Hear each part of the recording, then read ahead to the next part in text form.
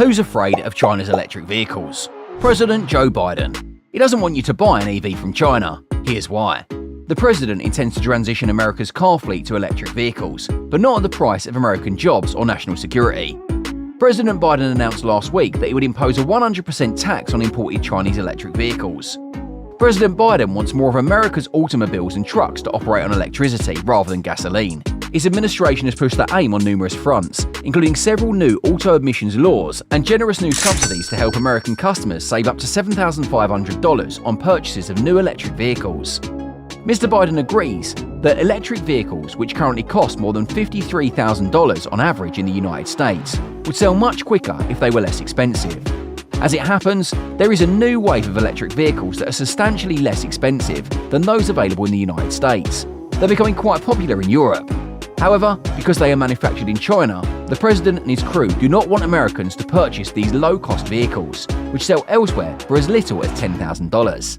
That is true even if an increase in low-cost import electric vehicles may help drive down total automobile prices, potentially benefiting Mr. Biden's re-election campaign at a time when inflation remains voters' top economic concern.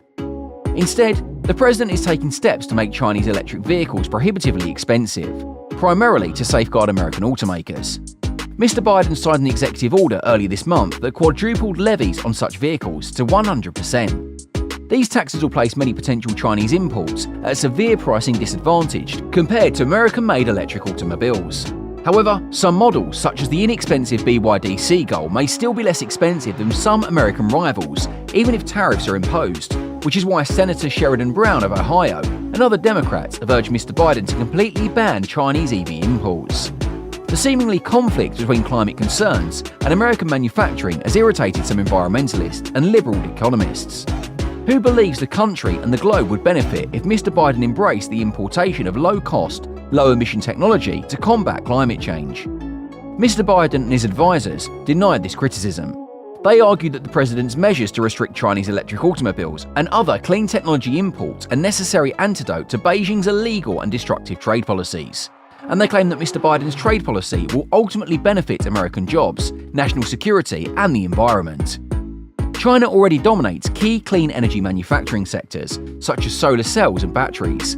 Mr. Biden's advisors seek to keep it from acquiring monopolies in analog areas, such as electric automobiles, for a variety of reasons. They include climate issues. According to administration officials, Chinese manufacturers, which typically run on fossil fuels such as coal, emit more greenhouse gases than American plants. There is also a compelling economic rationale to deny China a monopoly, ensuring that electric vehicles and trucks are always available at competitive pricing. The COVID-19 outbreak highlighted the vulnerability of goods supply chains, making vital products and semiconductors difficult to obtain from China and other Asian nations on whom the United States relied. Prices for consumer electronics and other products made using foreign materials skyrocketed, driving inflation. Biden officials want to avoid a similar situation with electric vehicles. Concentrating the supply of electric vehicles and other advanced greenhouse technology in China would jeopardize the world's collective ability to have access to the technologies we need to be successful in a clean energy economy, according to Ali Zaida, Mr. Biden's national climate advisor. Biden officials claim they are not attempting to bring the fully electric vehicle supply chain to the United States. They are entering into agreements with partners to supply minerals for sophisticated batteries, for example, and persuading governments in Europe and elsewhere to fund their own domestic clean tech production. However, they are especially concerned about the security implications of a large opponent like China dominating the field. Americans have struggled for decades to deal with choices made by frequent hostile oil-producing nations that are members of the OPEC cartel to cut output and boost fuel costs. She believes China might cause comparable devastation in the electric car market if it forces other countries out of business. If it happens, she stated, reversing that is going to be really difficult. There's no doubt that politics influences Mr. Biden's decisions. Simply put, he promises that his climate change plan will create jobs, good-paying, blue-collar industrial jobs, particularly in critical swing states like Pennsylvania and Michigan.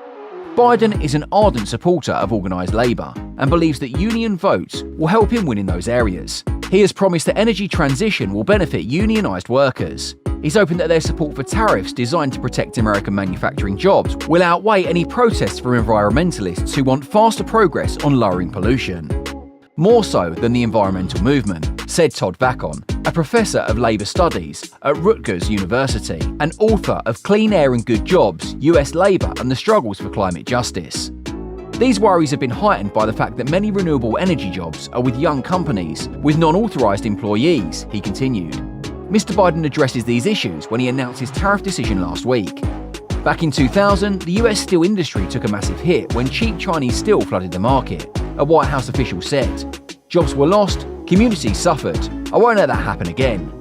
Fast forward to today, we're seeing a similar story unfold, though in a different industry. Take BYD, China's electric vehicle titan, for instance.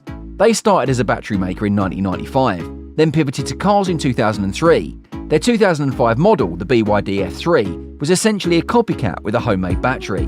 This approach has proven to be remarkably profitable.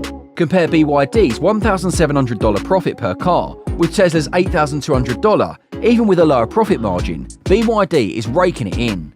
So, how can they manage to produce a car at a fraction of Tesla's cost? Take, for example, BYD Yuan Plus, a crossover SUV similar to Tesla Model Y.